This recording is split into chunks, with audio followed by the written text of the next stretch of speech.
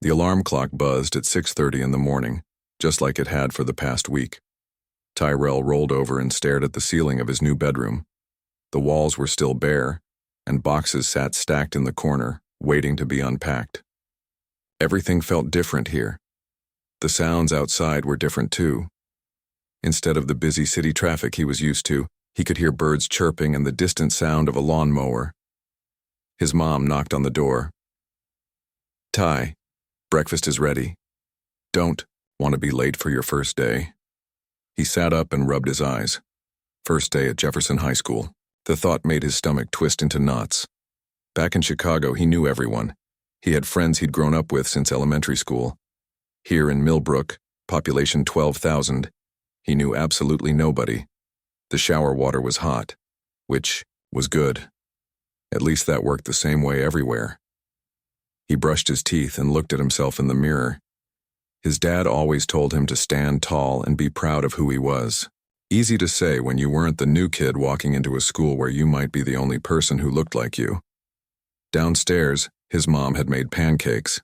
She only made pancakes when she was worried about something. She was humming while she cooked, which was another sure sign. "Smells good, Mom." She turned around and smiled, but he could see the concern in her eyes. "I know this is hard, baby. Moving right before your senior year wasn't part of the plan." His dad walked into the kitchen, adjusting his tie. He'd already started his new job at the engineering firm downtown. "Morning, son. You ready for this?" Tyrell shrugged. "As ready as I can be, I guess. Remember what we talked about. Give it time. Good things don't happen overnight." His parents meant well, but they didn't understand what it was like being 17 and having to start over. They were adults. They could make friends with neighbors and co-workers. High school was different. High school had rules and groups, and invisible lines you couldn't cross. The drive to school took 15 minutes. Millbrook wasn't exactly a big place. They passed the main street with its old-fashioned shops and the town square with a statue of some guy from the Civil War. Everything looked like it belonged in a movie about small towns. Jefferson High School was a brick building with white columns that tried to look important. Students were already gathering outside, talking in groups, laughing about things that happened over the weekend. Tyrell watched them through the car window. They all seemed to know exactly where they belonged. "You want me to walk you in?" his mom asked. "Nah, I'm good." The last thing he needed was to show up with his mother on the first day. He grabbed his backpack and got out of the car. The morning air was crisp, cooler than Chicago. He could feel people looking at him as he walked toward the main entrance. Not in a mean way exactly. More like curiosity, like they were trying to figure out who he was and where he came from. The hallways were crowded and noisy. Everyone seemed to know exactly where they were going. Tyrell checked his schedule again. First period was English with Mrs. Rodriguez, room 240. He found it after walking in a circle twice. Mrs. Rodriguez was a short woman with gray hair and kind eyes. "You must be Tyrell Washington. Welcome to Jefferson High. Class, we have a new student joining us today." 20 pairs of eyes turned to look at him. He raised his hand in a small wave. "Hey." A few people smiled. Others just stared. One girl with blonde hair whispered something to her friend, who giggled.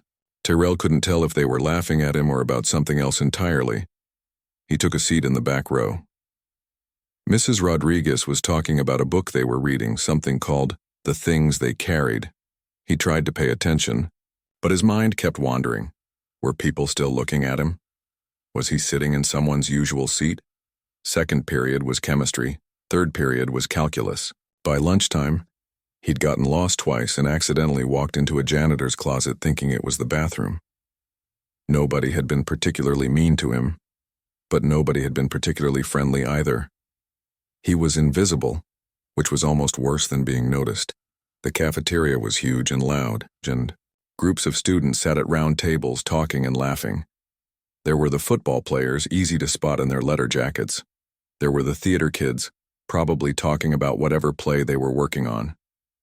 There were the kids who looked like they spent all their time studying, and the ones who looked like they'd rather be anywhere but school. Tyrell bought a slice of pizza and a bottle of water and looked around for an empty table. He found one near the windows and sat down by himself. The pizza wasn't bad, but it wasn't great either. He pulled out his phone and pretended to be busy reading something important. "Is anyone sitting here?" He looked up to see an Asian girl with dark hair and glasses. She was holding a brown bag lunch and looked almost as nervous as he felt. "No, go ahead." She sat down across from him. "I'm Linda. I haven't seen you around before." "Tyrell. Just moved here from Chicago." "Chicago? Wow, this must be pretty different." Yeah, you could say that. He appreciated that she didn't ask why his family had moved or make a big deal about him being new. Linda was in the school band and had moved to Millbrook 3 years ago when her father got a job at the hospital. She told him about the different teachers and which ones to avoid if possible. She pointed out the various social groups and explained the unwritten rules of the cafeteria. "See those guys over there?" She nodded toward a table where several athletic-looking students were sitting. The one in the middle was tall with sandy hair and seemed to be holding court while the others listened. "That's Brad Morrison, star quarterback. He's not a bad guy, but his friends can be—" She paused, looking for the right word. "Difficult." Tyrell followed her gaze. Brad was laughing about something, his head thrown back. The other guys at the table were laughing too, even though Tyrell doubted whatever Brad had said was actually that funny. He recognized the type. Every school had them, the popular kids who acted like they owned the place.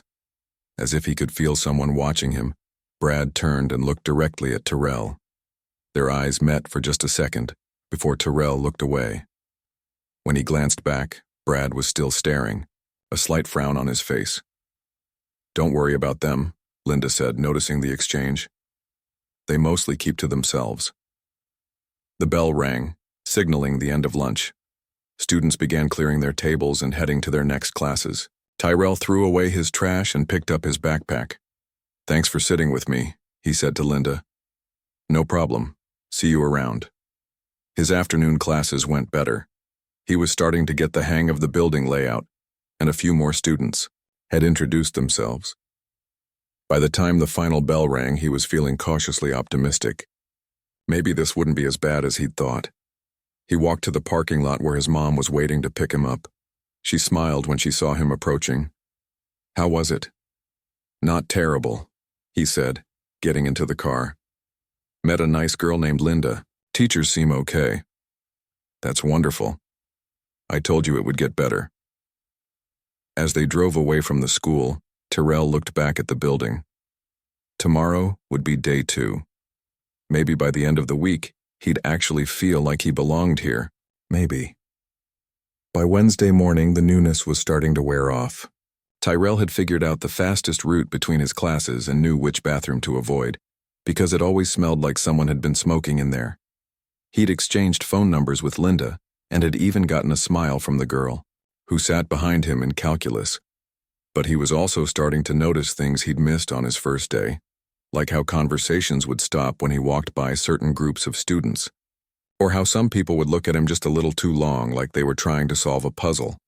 It was during second period chemistry that things started to go wrong. He was measuring chemicals for an experiment when he heard someone behind him say, "I bet he's never seen a real lab before." The voice was low, meant to sound like a joke, but there was something sharp underneath it. Tyrell didn't turn around. He kept measuring, pretending he hadn't heard anything. Mr. Patterson was explaining the procedure to the class, his voice carrying over the general chatter of students setting up their equipment. "Probably thinks this is magic or something," came another voice, followed by quiet laughter. This time Tyrell did turn around. 3 students were standing at the lab bench behind him. He recognized one of them from the cafeteria, one of Brad's friends. The guy was tall and thin with red hair and freckles. When their eyes met, the redhead just stared back with a smirk. "Is there a problem, gentlemen?" Mr. Patterson had noticed the disturbance. "No problem, sir," the redhead said smoothly, just helping the new student understand the assignment. Mr. Patterson looked skeptical but didn't push it. "Well, let's focus on the experiment then." The rest of the class period passed without incident, but Tyrell could feel eyes on his back the whole time. When the bell rang, he packed up his things quickly and headed for the door. "Hey, new guy," He stopped and turned. The redhead was walking toward him, flanked by his two friends. Yeah? Just wanted to make sure you're settling in okay. Sometimes it takes a while to adjust to how we do things here. The words sounded friendly enough, but the tone was anything but. Terrell had heard this kind of talk before. It was a warning disguised as concern. I'm doing fine, thanks. Good. See, we've got a real nice school here. Real nice community. People get along because everyone knows their place, you know what I mean? Terrell felt his jaw tighten. He knew exactly what the guy meant. I think I can figure out where I belong. I'm sure you can. The redhead smiled, but it didn't reach his eyes. Just friendly advice from someone who's been here longer. They walked away, leaving Terrell standing in the hallway. Students were hurrying to their next classes, but nobody seemed to have noticed the conversation. It had all been very quiet, very polite. Nothing anyone could point to as actual harassment. Third period was gym class. Tyrell changed into his workout clothes and joined the other students in the gymnasium. Coach Williams, a stocky man with a whistle around his neck, divided them into teams for basketball. All right, let's see what we've got, the coach said, bouncing, a ball between his hands. Morrison, you're team captain, pick your squad. Brad stepped forward and started choosing players. He picked his friends first, then some of the better athletes. Tyrell waited, but his name wasn't called. When there were only 3 students left, Brad finally pointed at him. I guess I'll take the new guy. It wasn't exactly an enthusiastic endorsement. Tyrell jogged over to join Brad's team, wondering if he was being set up for something. The game started well enough. Tyrell had played basketball back in Chicago and was pretty good at it. He made a couple of shots and played solid defense. But he noticed that his teammates weren't passing him the ball very often, even when he was open. During a break in the action, Brad pulled him aside. Hey, you're pretty quick out there. Thanks. Yeah, real quick. Must run in the family, right? Tyrell stared at him. What's that supposed to mean? Brad held up his hands. Hey, no offense. Just saying you've got natural ability. Some people are just born with certain talents. The way he said talents made it clear this wasn't a compliment. Terrell felt his face getting hot, but before he could respond, the coach blew his whistle. Back to the game, ladies. For the rest of the period, Terrell found himself being guarded extra closely. Not just covered, harassed. Players would bump into him when the coach wasn't looking, or step on his feet during rebounds. When he went up for a shot, someone would always be there to foul him just hard enough to throw off his aim. Sorry, man, they'd say. Accident. But Terrell could see the smirks on their faces. This wasn't accidental. During lunch, he sat with Linda again. She could tell something was wrong. You look upset. What happened? He told her about the chemistry class in the gym period. Linda listened with a frown on her face. That sounds like Dave Peterson, the redhead guy. He's Brad's best friend and just as bad as Brad when he wants to be. Has this happened to other students? Linda shrugged. There haven't been that many new students, especially, black students. Yeah. She looked uncomfortable. I mean, Millbrook isn't exactly diverse. Some people aren't used to people like me. I didn't say that. You didn't have to. They ate in silence for a few minutes. Tyrell could see Brad's table across the cafeteria. The quarterback was telling some story that had his friends laughing loudly. Dave Peterson was there, nodding along like Brad was the funniest person in the world. You could talk to a teacher, Linda suggested, or the principal. And say what? That some guys made comments? That they played basketball a little rough? Nobody's going to do anything about that. She knew he was right. What had happened wasn't technically against any rules. It was all subtle, all deniable. If he complained, he'd just look like someone who couldn't handle a little friendly competition. The afternoon brought more of the same. In history class, someone had written, "Go back where you came from," on his desk in pencil. It was written, lightly, barely visible, but he could make it out. He erased it with his sleeve and didn't say anything. After school, he was walking to the parking lot when he heard footsteps behind him. He turned to see Dave Peterson and 2 other guys following him. Hey, Chicago, Dave called out. Hold up a minute. Tyrell stopped and turned around. What do you want? Just wanted to have a friendly chat. You seemed a little tense in gym class today. I'm fine. Good. Good. See, the thing is, some of the guys are saying you might have a bit of an attitude problem, like maybe you think you're better than everyone else, and I don't think that.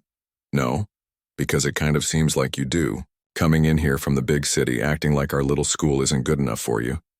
Tyrell could feel other students walking by, but nobody stopped to see what was happening. They all had somewhere else to be, something else to worry about. I'm just trying to fit in, he said. Are you? Because it doesn't look that way to us. Looks like you're trying to show off, taking shots in basketball that should go to players who've earned their spot on the team, acting like you know better than kids who've been here their whole lives. It was crazy. He was being criticized for playing basketball well and for sitting quietly in class. There was no way to win. What do you want from me? Dave stepped closer. Just want to make sure we understand each other. This is a good school full of good people. But sometimes outsiders come in and upset the balance, create problems where there didn't used to be any problems. I'm not creating problems. Aren't you? Because it seems like everywhere you go there's tension. People talking about things they didn't used to talk about. Questions being asked that didn't used to get asked. Tyrell looked around. They were near the edge of the parking lot now, away from the main crowd of students. His mom wouldn't arrive for another 10 minutes. Maybe, Dave continued. It would be better for everyone if you found somewhere else to finish your senior year. I bet there are schools in Chicago that would love to have you back. It was a threat disguised as a suggestion. Tyrell had heard enough. I'm not going anywhere, he said quietly. Dave's expression hardened. We'll see about that. They walked away, leaving Tyrell standing alone by the fence. When his mom arrived a few minutes later, she could tell immediately that something was wrong. Bad day? Yeah, he said, getting into the car. Bad day. That night at dinner, his parents asked about school. He told them it was fine, that he was making friends and getting used to the routine. What was the point of worrying them? They'd moved here for his dad's job. There was no going back now. But lying in bed that night, staring at the ceiling, Tyrell made a decision. He wasn't going to let Dave Peterson and his friends scare him away. He'd dealt with bullies before. These guys thought they could intimidate him because they didn't know who they were dealing with. They had no idea what he was capable of. The garage was perfect. Tyrell had spent the weekend clearing out space, moving boxes to one side and setting up a small training area. His parents thought he was just organizing their stuff, but he had bigger plans. The concrete floor was smooth and level. He'd laid down some old mats his dad had helped him carry down from the moving truck. In the corner, he'd hung a heavy bag from one of the wooden beams. It wasn't fancy, but it would work. Monday after school, while his classmates were probably playing video games or hanging out at the mall, Tyrell changed into his training clothes and stepped into the garage. He closed the door and turned on the overhead light. For the first time since moving to Millbrook, he felt like himself again. He started with basic warm-ups, stretching muscles that had been tense all day. Then he moved into forms, the precise movements that had been drilled into him since he was 6 years old. Left foot forward, right hand blocks, turn and kick. Each technique flowed into the next like a carefully choreographed dance. Master Kim had taught him these forms back in Chicago. The old Korean man had been patient with a young kid who'd started training because his parents thought martial arts would help him with discipline and focus. They'd had no idea they were unleashing something much more powerful. Taekwondo is not about fighting, Master Kim used to say. It's about understanding yourself. When you understand yourself, you understand your place in the world. Tyrell had earned his black belt at 14. By 16, he'd reached second degree and was helping teach younger students. He'd competed in tournaments across the Midwest, bringing home more trophies than his bedroom could hold. But more important than the trophies was what the training had taught him about control, about patience, about knowing when to act and when to wait. The heavy bag absorbed his kicks with satisfying thuds. Left leg, right leg, spinning kick, jumping kick. Each impact sent vibrations up through his body, releasing the frustration that had been building all week. Dave Peterson and his friends thought they were intimidating. They had no idea what real power looked like. Tyrell practiced for an hour, working through techniques he hadn't used in weeks. His body remembered everything.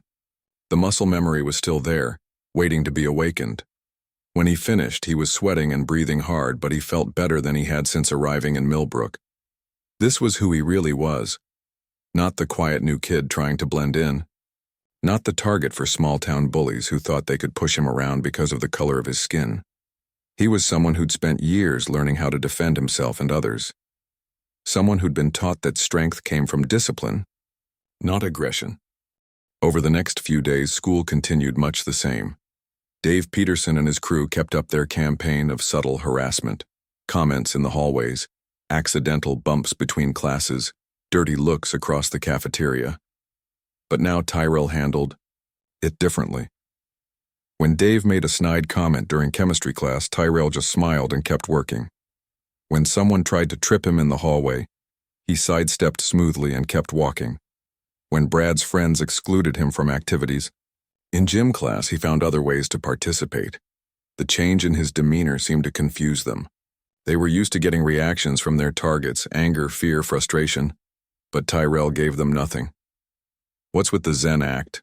Dave asked him after math class on Thursday. "You turning into some kind of monk or something?"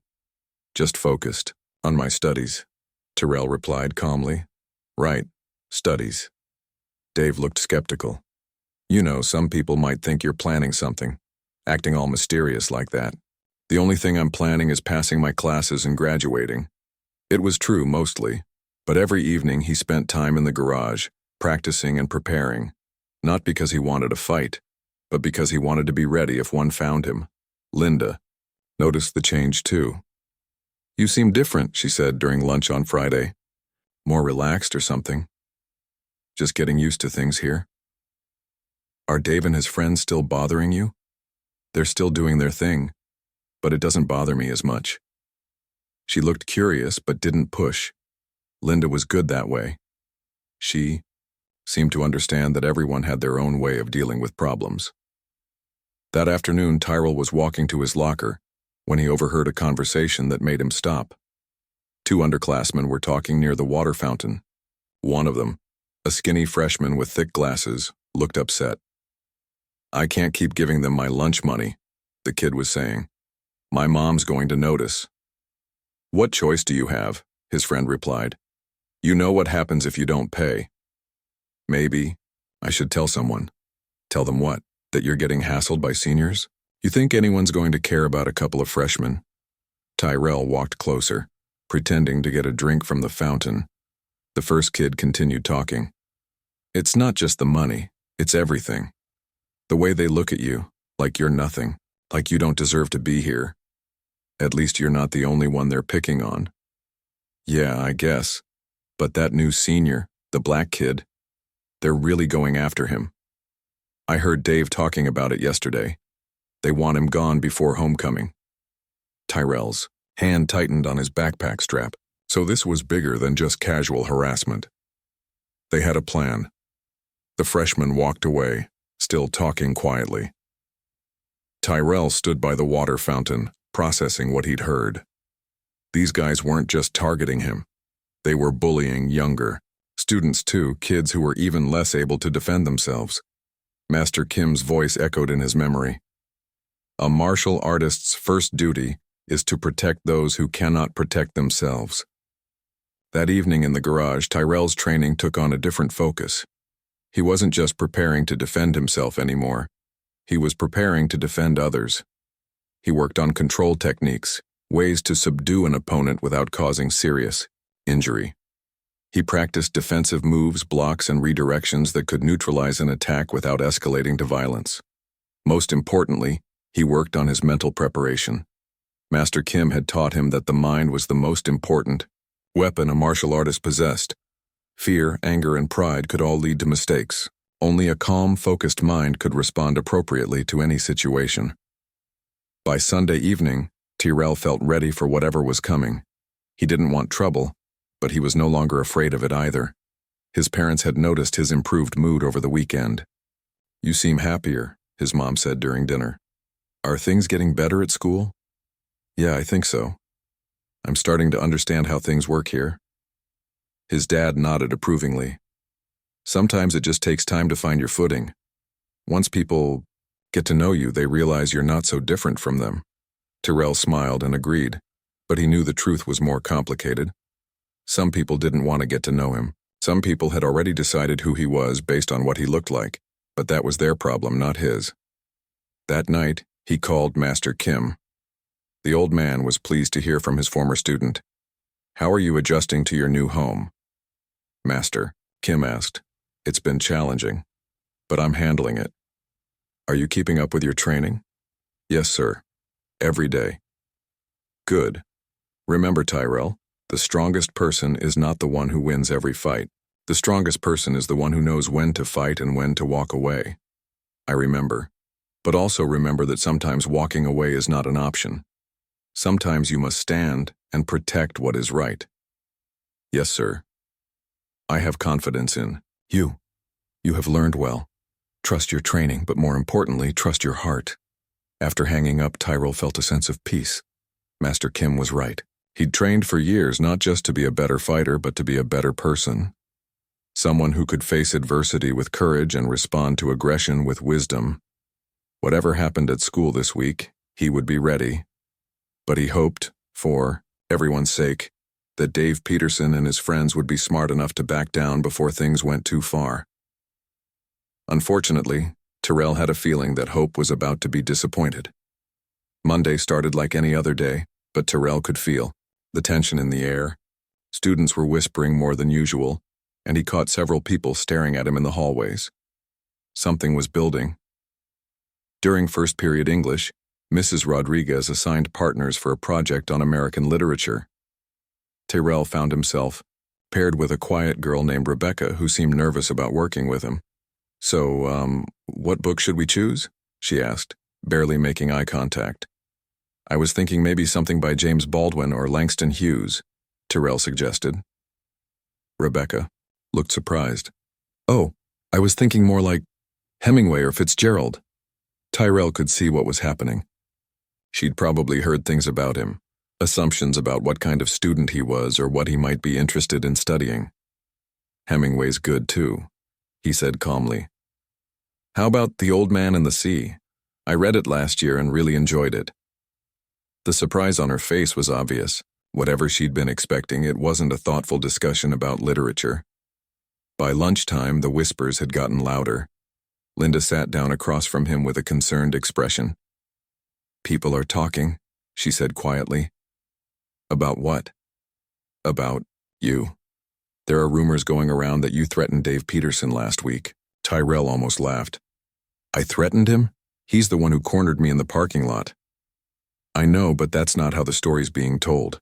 Brad's been saying you got aggressive with his friends, that you made some kind of comment about showing them what Chicago kids can do. It was impressive how quickly the truth could be twisted.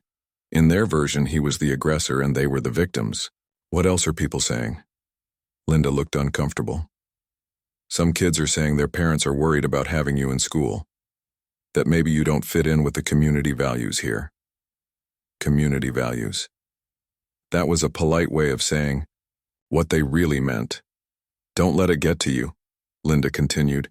"Most people don't believe the rumors. But Brad and his friends are really pushing this story."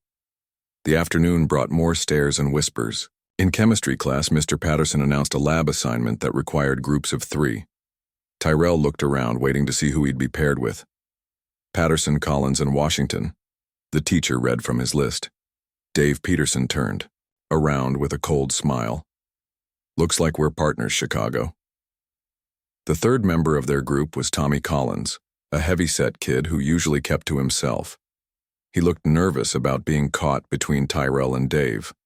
"This should be interesting," Dave said as they gathered around their lab station. "Hope you know what you're doing with those chemicals."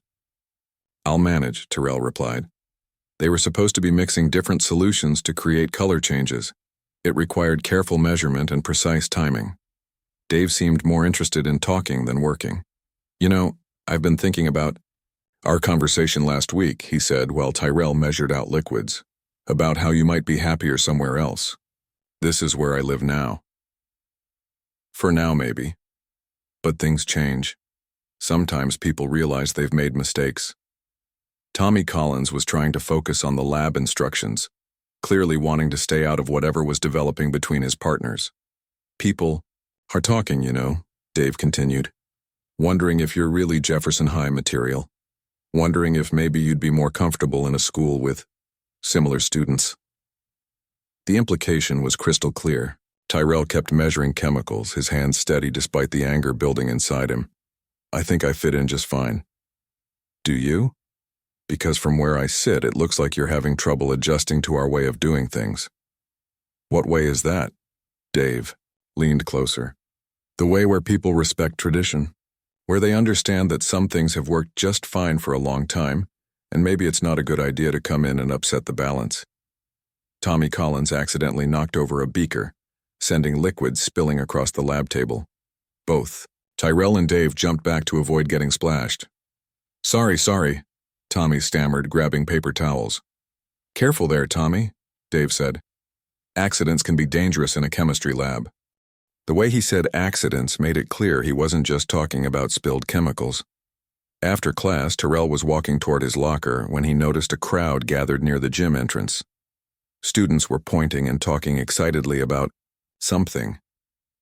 He pushed through the crowd and saw what they were looking at. Someone had spray-painted words on the brick wall next to the main doors. The message was short and ugly. Tyrell, go home. His name, spelled out in bright red letters for everyone to see. Oh man, that's messed up, he heard someone say. Who would do something like that? Another voice asked. But Tyrell noticed that not everyone looked upset. Some students were smirking, trying to hide their amusement. Others looked away when they saw him approaching, as if they didn't want to be associated with him in that moment. Mr. Patterson, the chemistry teacher, was already there with a maintenance worker, discussing how to clean off the graffiti. This is completely unacceptable, Mr. Patterson was saying. We need to find out who's responsible for this. Principal Davis arrived a few minutes later, looking stern and embarrassed. She took one look at the wall and shook her head. This does not represent the values of Jefferson High School, she announced to the crowd. We will investigate this incident thoroughly and take appropriate action. The crowd began to disperse, but Tyrell could feel people staring at him as they walked away. Some looked sympathetic, others curious, and a few seemed almost satisfied. Like this was exactly what they'd been expecting. Linda appeared at his side. I'm so sorry, Tyrell, this is horrible. It's just paint, he said quietly. But they both knew it was more than that. It was a message, a line drawn in the sand. The rest of the day dragged by slowly. Teachers tried to act normal, but Tyrell could see the pity in their eyes. Students whispered more openly now, not bothering to hide their conversations when he walked by. After school, he was heading to the parking lot when he heard his name being called. Tyrell, wait up! He turned to see Rebecca, his English project partner, jogging to catch up with him. I wanted to say I'm sorry about what happened today. That graffiti was disgusting. Thanks. Look, I know we haven't really talked much, but I wanted you to know that not everyone here thinks like whoever did that. Some of us actually want you to stay. It was a small gesture, but it meant something. I appreciate that. Are you okay? You seem really calm about all this. Tyrell considered. His answer. Getting upset won't change anything. The people who did this want a reaction. They want me to get angry or scared. So you're just going to ignore it? For now. But even as he said it, Tyrell knew that ignoring the problem wasn't going to make it go away. If anything, the harassment was escalating. The graffiti was a public declaration that some people wanted him gone, and they weren't going to stop until they got their way. That evening at dinner, his parents had already heard about the incident. News traveled fast in a small town. The principal called, his mother said. She wanted to apologize and assure us that they're taking this seriously. That's good, Tyrell replied. His father was less diplomatic. This is exactly the kind of ignorance we hope to avoid by moving to a smaller community. I'm starting to think we made a mistake. Don't say that, his mother protested. Every place has its problems. We can't run away every time we face adversity. But we don't have to subject our son to this kind of hatred either. They argued for a while about whether to consider moving again or transferring Tyrell to a different school. He listened without saying much, but inside he was making his own decision. He wasn't running away, he wasn't transferring schools, and he wasn't going to keep turning the other cheek while bullies tried to drive him out of town. That night in the garage, Tyrell's training session was different, more intense, more focused. He worked through defensive scenarios, imagining how he might respond if confronted by multiple attackers. He didn't want to fight, but he was beginning to understand that the choice might not be his to make. Dave Peterson and his friends had made their position clear. They wanted him gone, and they were willing to escalate their tactics to make it happen. Tyrell had spent weeks trying to fit in, trying to avoid conflict, trying to prove he belonged. But maybe it was time to stop trying to prove anything to people who had already made up their minds about him. Maybe it was time to show them exactly who they were dealing with. The heavy bag absorbed his kicks with solid thuds that echoed through the garage. Each impact was controlled, precise, powerful. Tomorrow would bring new challenges. But tonight, Tyrell Washington was preparing to meet them head-on. Tuesday started quietly. The graffiti had been cleaned off the wall, leaving only a faint discoloration on the brick. Principal Davis had sent out an email to all families condemning the vandalism and promising a full investigation. But Tyrell could feel the tension in the hallways, like everyone was waiting for something to happen. During lunch, he sat with Linda as usual. She seemed nervous, constantly looking around the cafeteria. "Maybe you should eat somewhere else today," she suggested. "The library's open. We could go there." "Why would I do that?" "I don't know. It just feels like people are watching you more than usual." She was right. Conversation stopped when he walked by tables, and he caught more stares than normal. But hiding in the library would send the wrong message. "I'm not going anywhere," he said. At Brad's table across the room, Dave Peterson was holding court, telling some story that had the other football players laughing loudly. Every few seconds, one of them would glance over at Tyrell's table. "They're planning something," Linda said quietly. "Probably." "Aren't you worried?" Tyrell took a bite of his sandwich and chewed thoughtfully. "Worrying won't change anything. Whatever they're planning, I'll deal with it when it happens." Linda stared at him. "How are you so calm about this? If someone spray-painted my name on a wall telling me to leave town, I'd be freaking out." "Would freaking out help?" "No, but it would be normal." Tyrell smiled. "I'm not really a normal person." The afternoon passed without incident, but Tyrell could feel the anticipation building. Students seemed on edge, teachers looked concerned, and there was an unusual number of administrators in the hallways. After final period, he stopped by his locker to grab his books. The hallway was mostly empty now, just a few students getting their things before heading home or to after-school activities. He was putting his chemistry textbook into his backpack when he heard footsteps approaching. Multiple sets of footsteps. "Hey, Chicago." Tyrell turned around slowly. Dave Peterson was walking toward him, flanked by Brad Morrison and 3 other football players.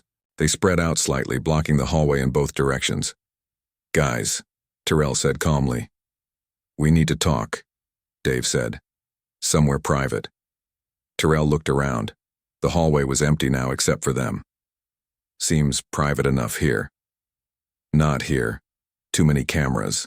Dave pointed to the security camera mounted near the ceiling. "Come on, let's take a walk."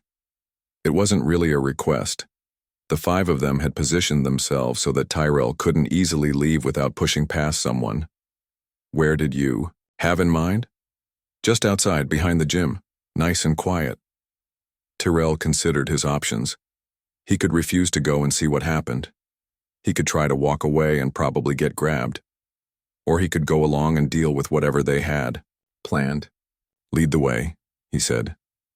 They walked through the school in a loose group, Dave and Brad slightly ahead, the other 3 forming a casual escort around Tyrell. To anyone watching, it might have looked like friends walking together, but Tyrell could feel the tension radiating from all of them. The area behind the gymnasium was deserted. It was where the dumpsters were kept, hidden from the main parking lot by a brick wall. No windows overlooked it, and it was far enough from the street that passing cars couldn't see what was happening. Dave turned around when they reached the middle of the space. "Okay, Chicago, time for some real talk. I'm listening. Yesterday's little art project was just the beginning. People in this town are getting tired of your attitude." "What attitude is that?" "Acting like you belong here. Acting like you're just another student when everybody knows you're not." Brad stepped forward. "See, the thing is, we've got a good thing going at Jefferson High. Good kids, good families, good values. And then you show up and suddenly people are talking about diversity and inclusion and all that politically correct garbage. I haven't said anything about diversity or inclusion." "You don't have to say anything," Dave replied.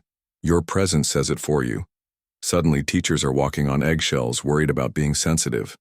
Parents are asking questions about the school's commitment to representing different perspectives. Tyrell was beginning to understand. This wasn't just about him personally. His very existence at their school was forcing conversations they didn't want to have. "So what do you want?" he asked. "We want you to transfer," Brad said simply. "Find another school. Tell your parents this place isn't a good fit. Whatever excuse you need to use."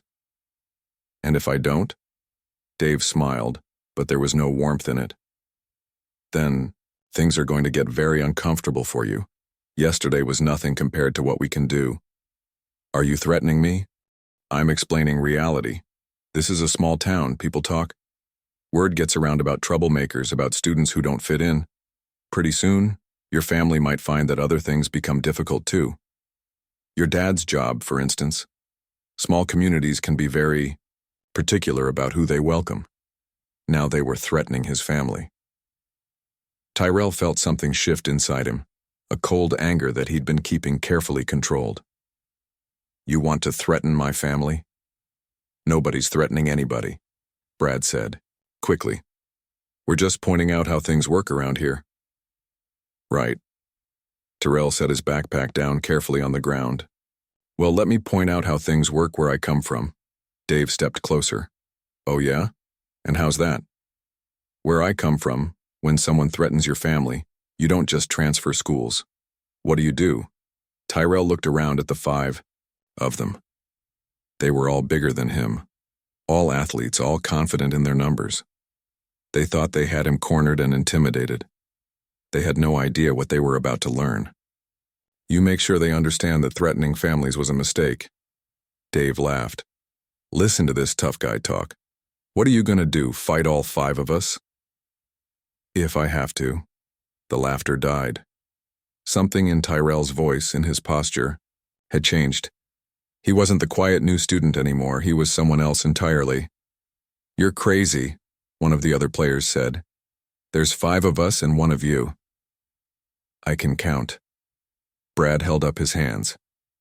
"Look, nobody wants to fight here. We're just trying to have a conversation. No, you're trying to intimidate me into leaving town. But since you brought up fighting..." Tyrell shrugged off his jacket and rolled up his sleeves. "Let's see how tough you really are."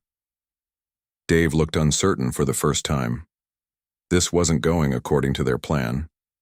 They'd expected him to be scared, to back down, to agree to their demands. "You really want to do this?" Dave asked. "I really want you to stop threatening my family." "Fine." Dave's uncertainty vanished, replaced by anger. "You want to learn the hard way? Let's teach him. Boys." He swung first, a wide right hook aimed at Tyrell's head. But Tyrell wasn't there anymore. He'd stepped to the side and deflected the punch with his left arm while his right hand shot forward, catching Dave in the solar plexus. Dave doubled over, gasping for air. The other 4 stared in shock. "Who's next?" Tyrell asked calmly. Brad charged forward, trying to tackle him. Tyrell sidestepped and used Brad's momentum against him, sending the quarterback stumbling past him into the brick wall. The remaining 3 attacked together, thinking numbers would overwhelm him. But Tyrell had trained for situations exactly like this. He moved between them like water, blocking punches, redirecting their energy, staying just out of reach while landing precise strikes to pressure points and nerve clusters. In less than 30 seconds, all 5 of them were on the ground. Dave was still trying to catch his breath. Brad was sitting against the wall holding his shoulder. The other 3 were conscious but clearly not interested in continuing the fight. Tyrell wasn't even breathing hard. "Here's how things are going. To work," he said, looking down at them. "I'm not transferring schools, I'm not leaving town. And if any of you ever threaten my family again, what just happened will seem like a gentle massage compared to what comes next." He picked up his backpack and started walking away, then stopped and turned back. "Oh, and guys, I'd be very careful about how you explain this to people. Because if anyone asks, I was defending myself against 5 attackers who cornered me behind the gym. That's going to be a hard story for you to spin." Dave struggled to his feet, still wheezing. "This isn't over." "Yes, it is. But if you want to prove me wrong, you know where to find me." Tyrell walked away, leaving them to figure out how to explain their injuries. Word spread through the school like wildfire. By the next morning, everyone knew that something had happened. Behind the gym, though the details varied depending on who was telling the story. Some versions had Tyrell beating up 5 innocent students for no reason.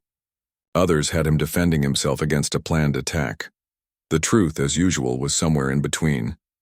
Principal Davis called him to her office first thing Wednesday morning. "Mr. Washington, I've heard some disturbing reports about an incident yesterday after school." "What kind of reports?" "Reports of fighting, of students being injured." Tyrell sat quietly for a moment. "Has anyone filed a formal complaint?" "Well, no. But that doesn't mean nothing happened. It doesn't mean something did happen either." She studied his face, looking for some hint of what had really occurred. "Mr. Washington, if students are harassing you, there are proper channels to address that. You don't need to handle things yourself." "I understand. But sometimes proper channels take time, and some situations require immediate attention." "Are you telling me you were defending yourself?" "I'm telling you that I hope any future incidents can be resolved through proper channels." She dismissed him with a warning about fighting and a reminder that violence was never the answer. But Tyrell could see in her eyes that she suspected what had really happened, and she wasn't entirely displeased about it. Over the next few days, the dynamic at school shifted dramatically. Dave Peterson and his friends kept their distance, nursing their injuries and their wounded pride. Other students began approaching Tyrell more openly, some offering friendship, others simply showing respect. The whispers continued, but they had a different tone now. Instead of rumors about him being a troublemaker, people talked about how he'd stood up to the bullies who had been terrorizing other students for years. Linda was amazed by the change. "It's like you're a different person now. People actually look happy to see you." "I'm the same person I always was. They just understand me better now." Rebecca, his English partner, had become genuinely friendly. "I have to admit I was kind. Of scared of you at first. I'd heard things, you know." "What kind of things?" "Just assumptions. About what you might be like. But you're nothing like what I expected." "What did you expect?" She looked embarrassed. "I don't know. Someone angry, I guess. Someone looking for trouble."